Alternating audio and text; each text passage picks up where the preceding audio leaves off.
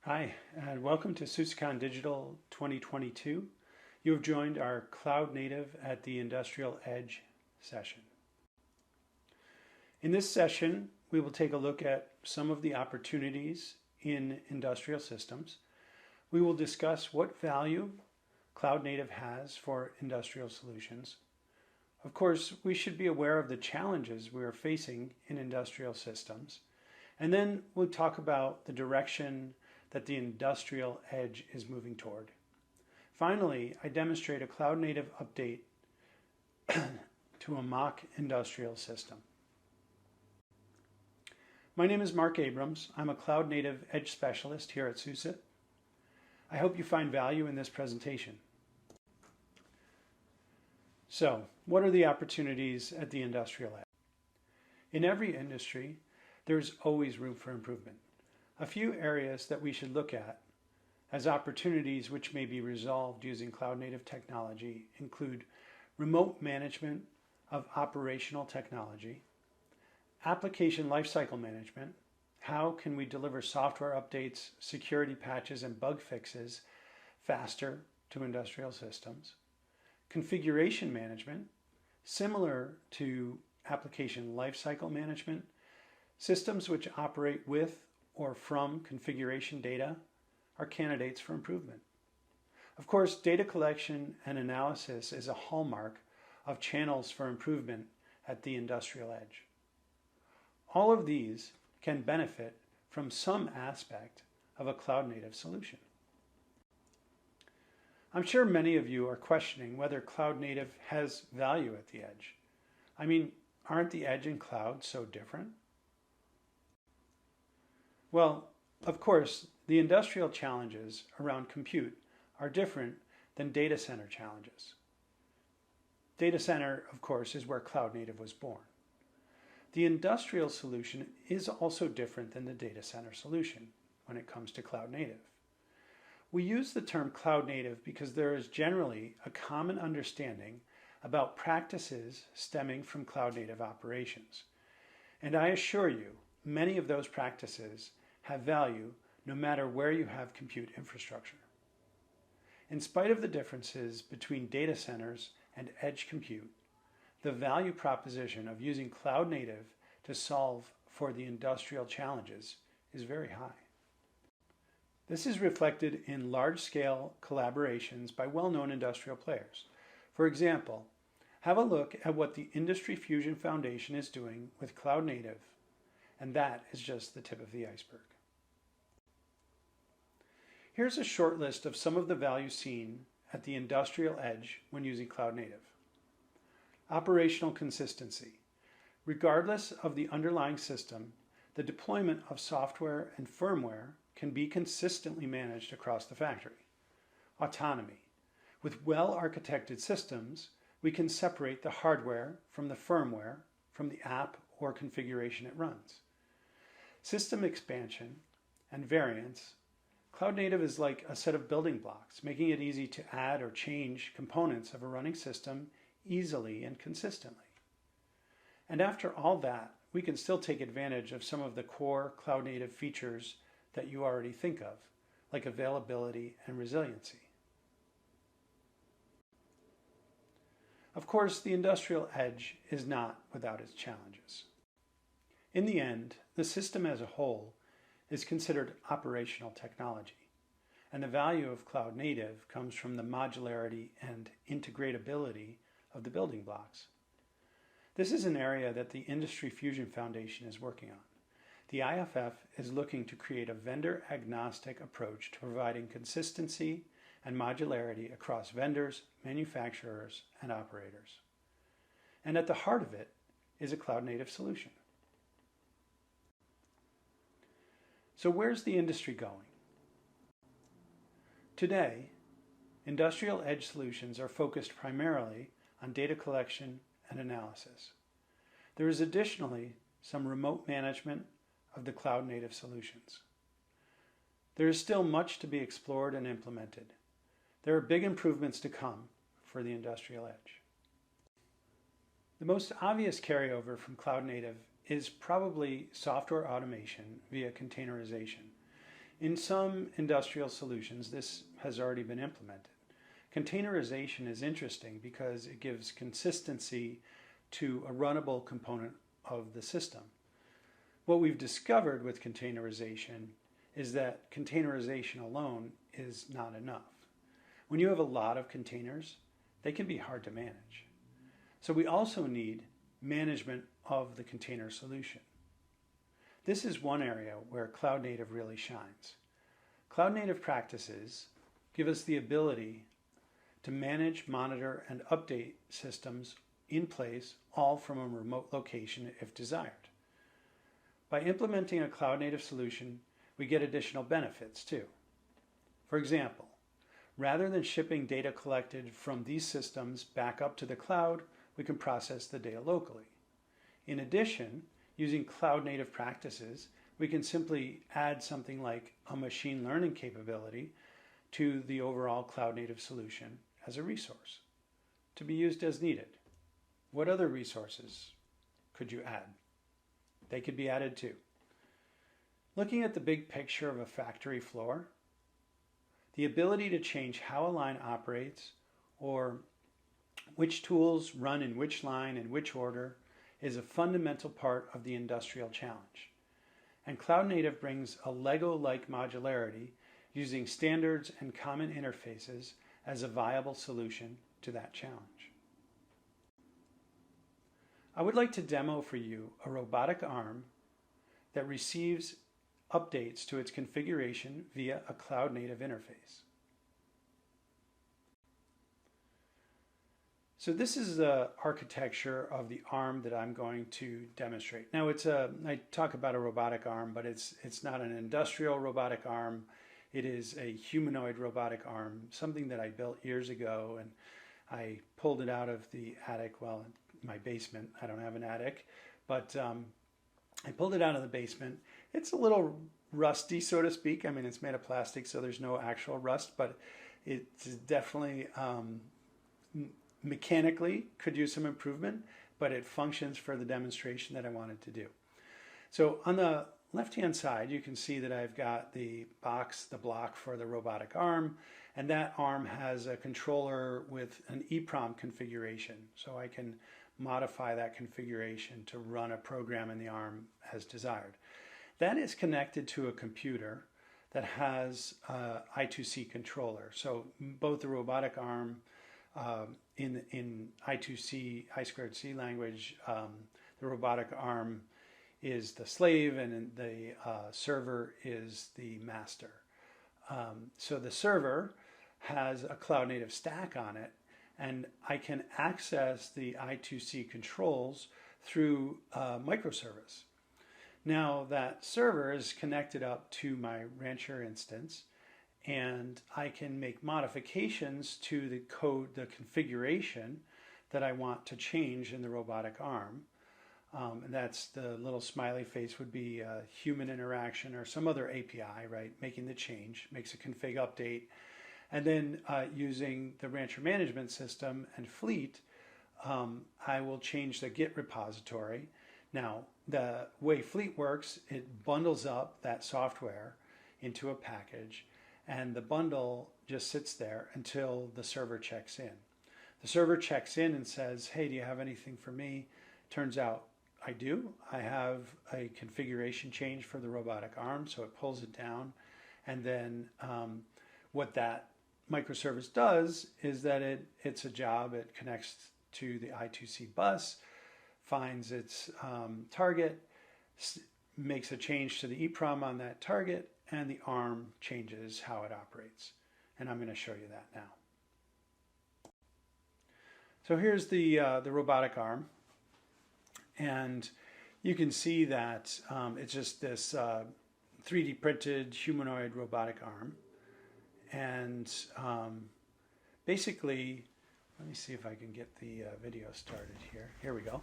Okay, so here is the arm. There's the controller. That USB connection is actually connected back to the computer. So you follow the line, go back to the computer. It's a laptop. It just happens to be what I have available. It's running a Kubernetes stack on it. I'm going to turn it on. So I power it on, and it's just going to run the program on the controller. Right now, to start, the program essentially, that grinding here, that just opened the arm, and then it does a peace sign, and then let's let it open the arm again, and then we'll do the peace sign one more time. Now change the configuration. Hang on a minute. We'll go, okay, let's commit to GitHub. All right. And then the configuration gets bundled by Fleet. Fleet then just kind of sits there with the bundle, but the computer checks in and says, hey, you got any updates for me? Once it pulls the update, it'll start up that container, does the job. And now the change that I made is that it's just going to count. So it's counting up on the hand. And then it just cycles through now the relaxed position and the counting up position. So I've fundamentally changed how this machine operates using cloud native technology.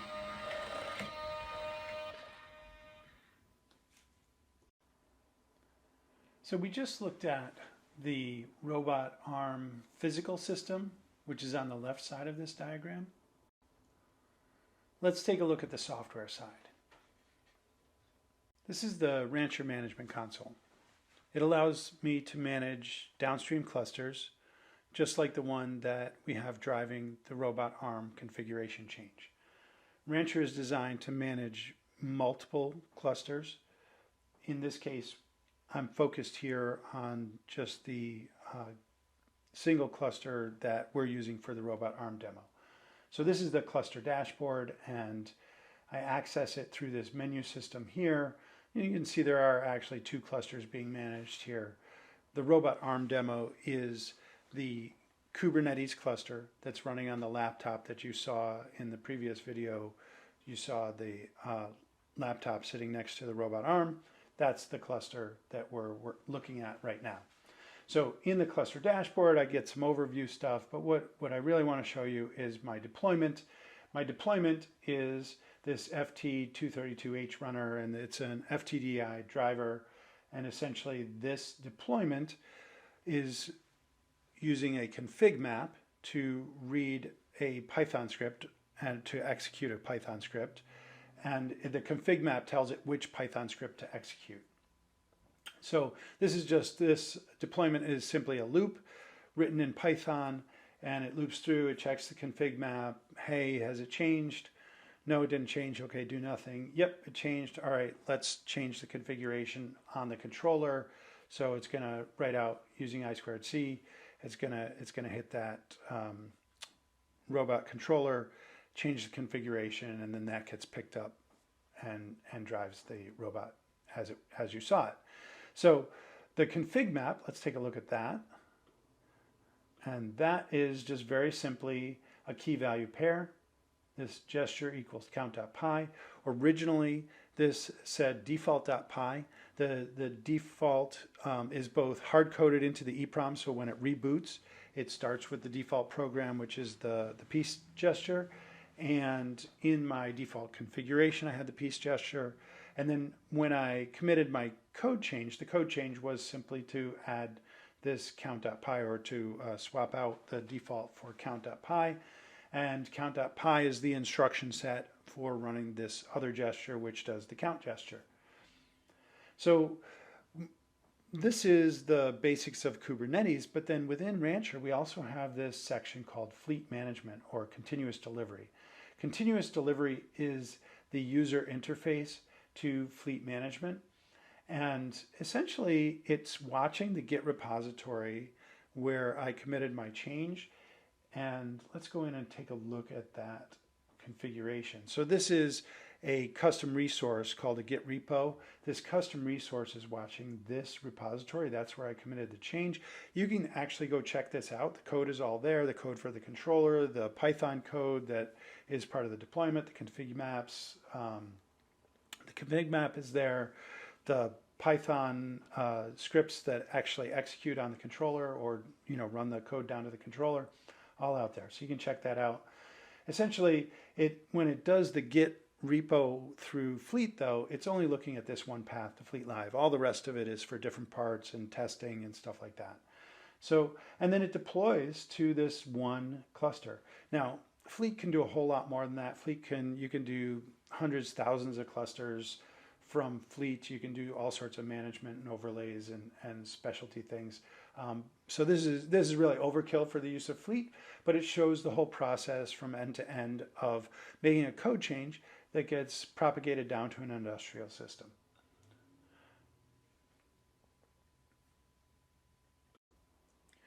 Let's talk about some of the technical challenges and considerations for further development in this area.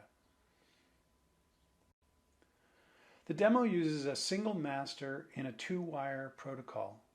This is obviously a single point of failure, and well, it could be more robust. There's no capability for real-time functional safety in Kubernetes container orchestration at this time. Not that we need it with this robot arm, but something to note. There is some work being done on that in different areas. The system could use a series of validations to improve the overall solution.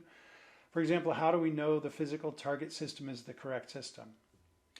Similarly, are we modifying the correct configuration or application when we do the update? How can we ensure the changes we're about to make are desired and expected? Does that involve some sort of human intervention to make sure that it's done right and to the right system instead of automating everything? Depends on your system, I guess. How do we know the target system is ready to be modified? Again, does that require human intervention? Does it notify us? We need to think about all those things, and it varies by situation. Looking more closely at the controller container interface, we could do things like detect devices like I2C using ACRI or node feature discovery. We should check if there's a device existing. In the case of I2C, we should check if there's a device existing at the address indicated. And then, how do we know that we're addressing the correct device? It could be really disastrous to overwrite the wrong device. With single master I2C, our container cannot scale. If it does, we'll get errors. I did write some code to handle at least the rollout of a new container. The controller is actually updated out of band, and so that's another problem. How can we ensure it hosts the correct application? If you look at my code, you will see I have multiple versions of the controller implementation, and which one is running on the controller at the time I do the update makes a huge difference to what and how we read the configuration. So it's very interdependent. And I think, in a future implementation, what I would do is actually build into the controller some sort of a signature that says that this is the correct signature, maybe even something, a hash type thing that gets updated so that I know exactly what version of the controller is running. That's a pretty common thing to do, but it's something we need. We need that. I touched on this, but generally we would make this more robust. We could make this more robust. What if the update issue doesn't work, for example? What should we do? How would we know that it didn't work? Also, when running an update, ideally, the container will send a signal to the controller to pause for an update. Then once the controller is ready, it will notify the container, and finally the container can then issue the update. So there's this back and forth that needs to happen between the controller and the container. I've run into some odd timing issues without these features in this particular demo. In general, implementing the deployment and this type of solution in Kubernetes is not without challenges. And it's not that those challenges can't be overcome, they can. And I actually think that there's a lot of potential here for how we can create an environment for industrial systems to really have a common, consistent, really nice workflow to update controllers and things like that. So we'll take a look at a few of those things, though, that are challenges in Kubernetes, right? So here's one. In general, in cloud native, we prefer not to give containers admin privileges. That always proves challenging when working with devices, and I've done a fair amount of it. But usually I've found solutions for locking down, going from completely permissive to some sort of restrictions. In this particular case, I didn't find the end solution. I didn't find my final goal, but I believe that it's still possible to do. Another area that really takes place in the cloud as well as at the edge is just implementing kill and interrupt signal handling. It's not required, but definitely helps with lifecycle management and should be done. If you look at my code, you'll notice that it hasn't been done yet, but I have a note in there and I would like to complete that. In addition, in this demo, I'm using an FTDI driver that mounts via UDEV, and that presents some challenges of its own because UDEV is it's challenging in containers. There's issues getting access to SUSE, which is required. So anyways, all of that, I think it can all be mitigated. But if you look at my code, you'll see that there are some gotchas for a really well-architected, what I would call a well-architected solution. That's the end of my presentation. I hope you found it useful and relevant to a project you are working on, or maybe one that you'll be working on soon. Thank you for joining me. My name is Mark Abrams. I contribute to open source, and you can too.